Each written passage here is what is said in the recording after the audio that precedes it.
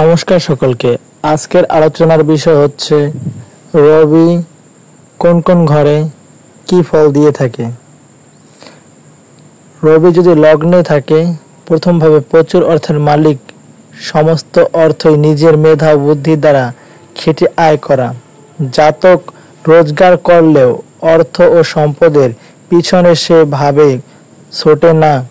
শরীর সুন্দর, পরিমিত আত্মা, মানবিক মূল্যবোধ ও আত্মার বিশুদ্ধতার বিশ্বাসী ও সম্মানীয় হন।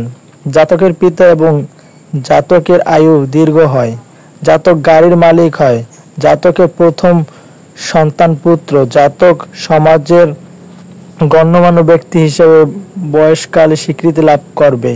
পঞ্চমে মঙ্গল থাকলে সন্তানের অকালে মৃত্যু, অষ্টমে শনি থাকলে স্ত্রীর অকালে মৃত্যু, আর সপ্তমে শুক্র থাকলে জাতকের বাল্যকালে পিতা অথবা মাতার মৃত্যু হতে পারে।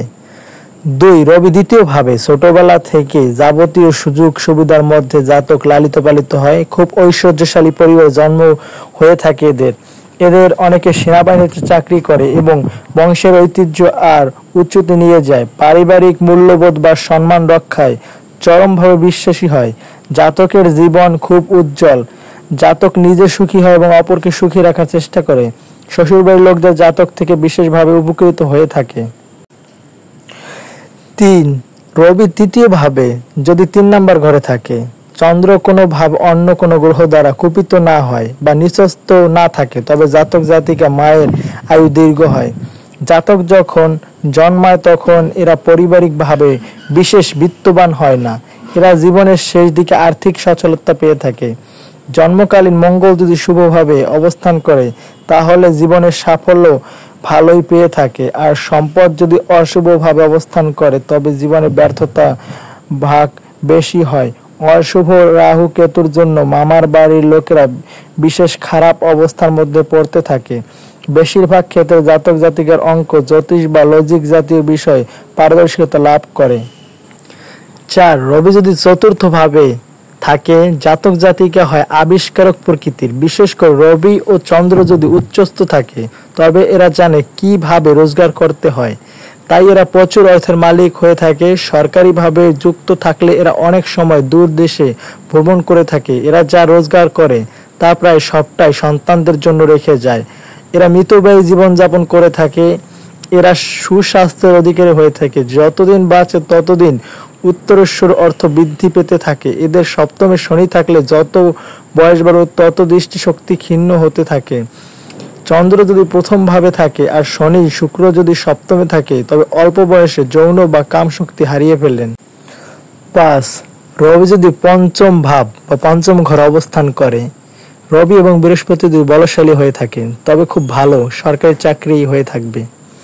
এদের হার্ট খুব শক্তিশালী হয়। অতি বৃদ্ধ বয়সেও সন্তান নাতি নাতনি নিয়ে সুস্থভাবে সংসার করে।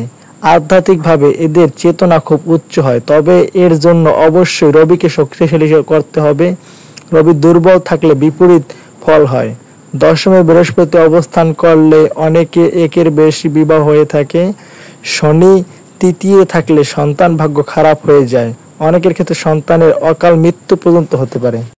6. রবি যদি ষষ্ঠ ভাবে বা 6 নম্বর ঘরে থাকে, জন্মকালীন সময় রবির সঙ্গে মঙ্গল যদি বলশালীভাবে অবস্থান করে তাহলে এদের এক জীবন অসংখ্য চাকরি জোটে। প্রায় এক চাকরি ছেড়ে আরেক চাকরি ধরে থাকে। এদের বেশিরভাগই মামার বাড়িতে অথবা বাড়ি থেকে অনেক দূরে জন্ম হয়ে থাকে। যদি কেতু লগ্নে বা সপ্তমে থাকে তবে পুত্র সন্তানের জন্ম হয়ে থাকে। দ্বাদশে শনি অবস্থান করলে অকালে স্ত্রীর মৃত্যু হয়ে থাকে। আর চন্দ্র যদি দ্বাদশে থাকে তবে জাতক জাতিকার স্ত্রী অথবা স্বামী যে কোনো একজন অল্প বয়সী একটি চোখ নষ্ট হয়ে যেতে পারে। 7. রবি যদি সপ্তম ভাবে থাকে, অর্থাৎ রবি যদি 7তম ঘরে অবস্থান করে, তার লাল কিতাব অনুসারে সপ্তমস্থ রবি ভীষণ নিচস্থ থাকে। বলা হয়ে থাকে এরা সোনা স্পর্শ করলেও সেটা ধুলো হয়ে যাবে। যদি সপ্তমে বুধ নিচস্থ না হয়ে থাকে তাহলে রবির কুপ্রভাবে অনেকটাই স্থগিত হয়ে যায়।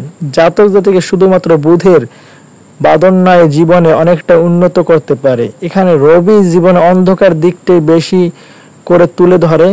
এদের প্রকৃতি হয় উগ্র, স্বার্থপর। এরা নিজেই নিজের শত্রু। পারিবারিক বা সংসার জীবনে বেশ খারাপ, সংসার জীবনে অসুখী। যদি বুধ উচ্চস্থ থাকে তবে জাতক ধনী হয়, কিন্তু সেরকম জ্ঞানী হয় না। জাতকের স্ত্রী ধনী পরিবারে হয়, জাতিকার ক্ষেত্রে সংসার জীবন সুখের হয়ে থাকে।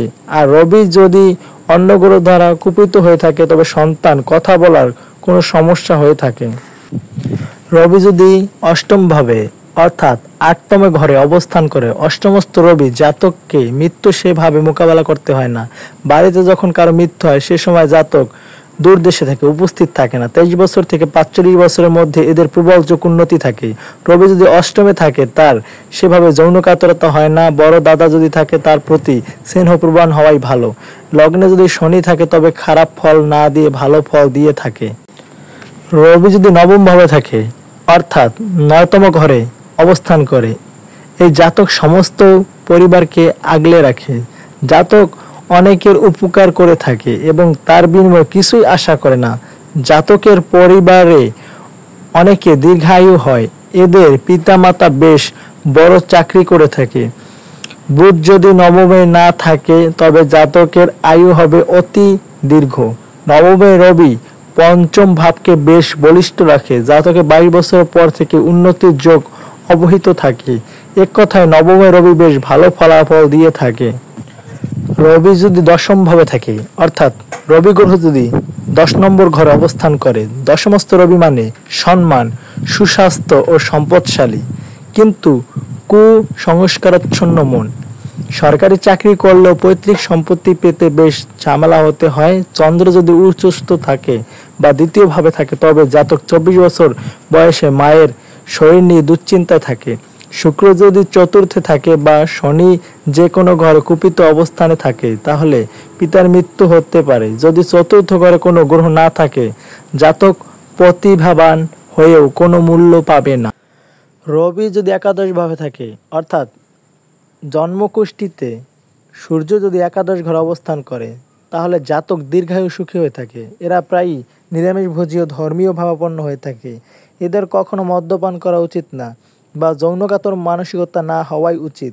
হলে নিজের ধ্বংস নিজেই ডেকে আনবে। এরা প্রচুর আয় করে থাকে।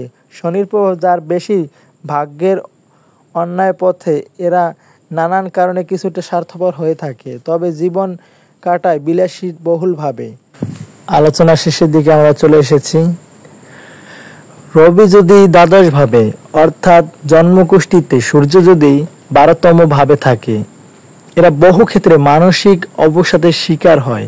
সুখী দাম্পত্য জীবন, মুক্ত জ্ঞানী হাসিখুশি মানসিকতারও হয়ে থাকে। এদের যন্ত্রপাতি ব্যবসা ভালো হয় না, কিন্তু অন্য ব্যবসায় প্রভু উন্নত করে থাকে। বুধ ও শুক্র যদি সংযুক্ত অবস্থায় ছকে থাকে তখন চাকরির অভাব হয় না। সরকারি চাকরি চলে গেলে ব্যবসা বিশাল টাকা আয় করে থাকে।